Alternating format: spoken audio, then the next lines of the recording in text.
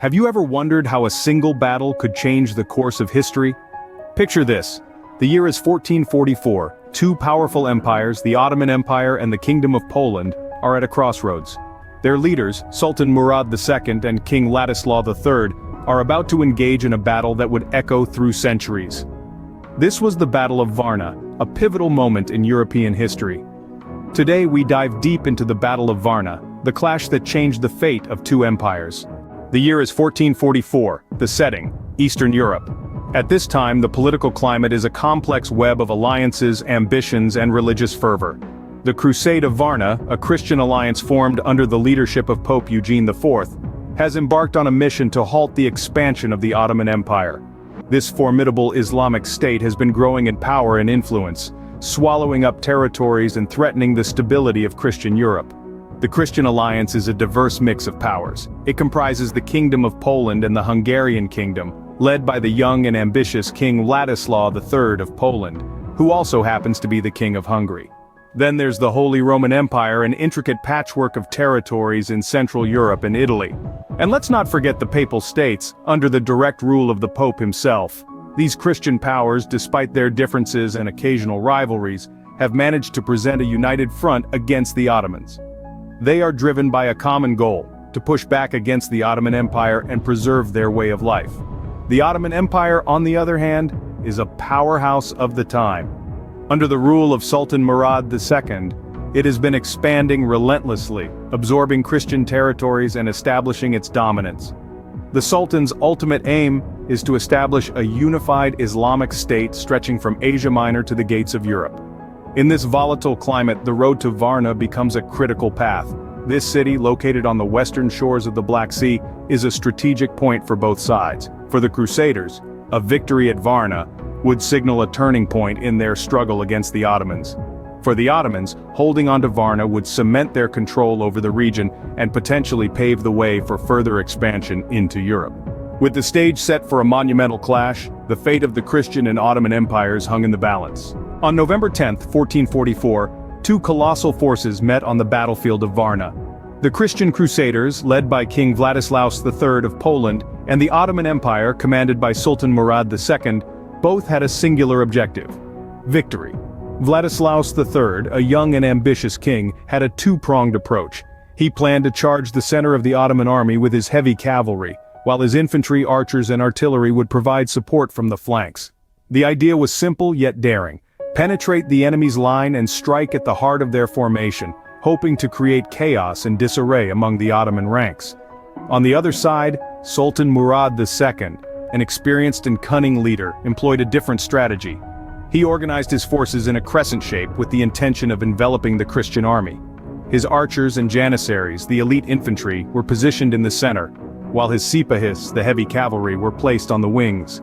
The Sultan's plan was to absorb Vladislaus's charge, and then counterattack, effectively surrounding and decimating the Crusaders.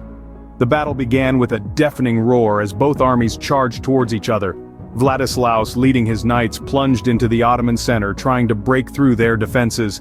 The Ottoman front line wavered under the impact, but it did not break. The Sultan's forces, displaying remarkable discipline, held their ground. Meanwhile, the Christian infantry and archers on the flanks found themselves under heavy fire from the Ottoman artillery. Despite their best efforts, they could not advance or provide the necessary support to their king and his charging cavalry. As the battle wore on, the tide began to turn in favor of the Ottomans.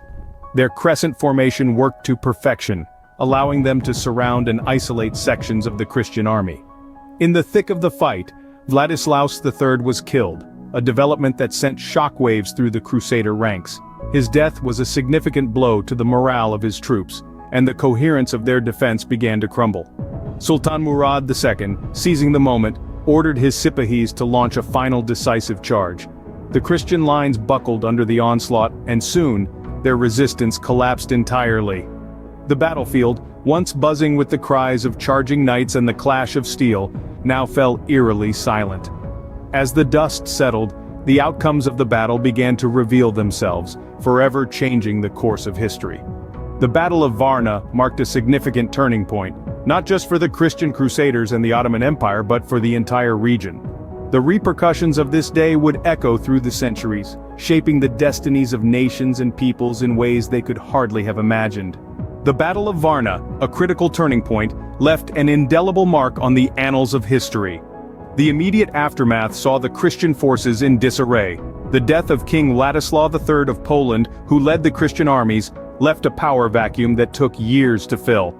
The dream of a united Christian front against the Ottomans crumbled, leading to a period of political instability and infighting among the European powers. On the other hand, the victory at Varna solidified the Ottomans' control over the Balkans. Sultan Murad II, already a formidable leader, emerged even stronger. The victory bolstered the morale of the Ottoman troops and strengthened their resolve to expand their territories further into Europe. The long-term effects were profound and far-reaching. For the Christian kingdoms, the Battle of Varna marked the end of their hope to drive the Ottomans out of Europe. It also signaled the decline of the Crusades as a viable military and political strategy. The kingdoms began to look inwards, focusing on consolidating their power at home, rather than uniting against a common enemy.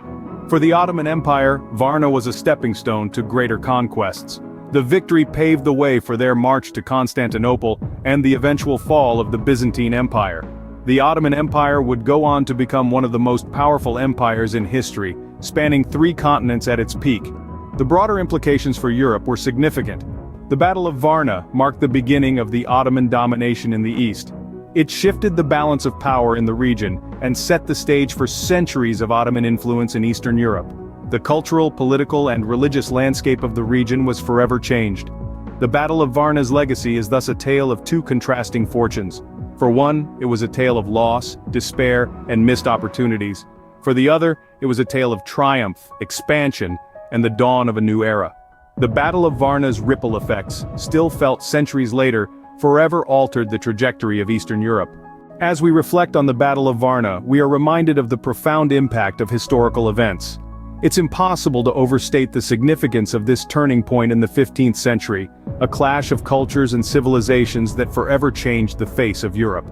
The Battle of Varna was much more than a single day of conflict. It was the culmination of political maneuvering, strategic planning, and cultural tensions that had been brewing for decades. It's a testament to the way that history is shaped not just by the actions of individuals, but by the larger currents of social change and geopolitical power shifts. One of the key takeaways from the Battle of Varna is the importance of leadership. The leaders of the Christian coalition, King Ladislaw III of Poland and John Hunyadi, Voivode of Transylvania, showed great bravery and determination. Their efforts, however, were ultimately in vain, as they were defeated by the formidable Ottoman forces led by Sultan Murad II. This defeat marked the end of Christian dominance in the region, paving the way for the rise of the Ottoman Empire. The Battle of Varna also highlights the role of technology in warfare.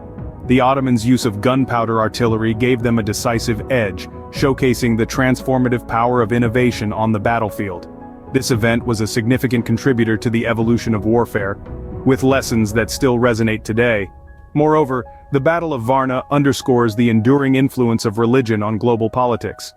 The religious divide between the Christian and Muslim worlds was a driving force behind this conflict, a stark reminder of how deeply faith can shape societies and their interactions. Lastly, the Battle of Varna serves as a poignant reminder of the human cost of war. Thousands of lives were lost in this single event, a tragic testament to the far-reaching consequences of political and religious strife. It's a sobering reminder of the price that is often paid by ordinary people in the pursuit of power and dominion. So as we reflect on the Battle of Varna, let us not forget the lessons it offers. It's a vivid illustration of the complex interplay of leadership, technology, religion, and human sacrifice in shaping the course of history. The Battle of Varna, a pivotal moment in history, serves as a stark reminder of the power of a single event to shape the course of empires and the destiny of nations.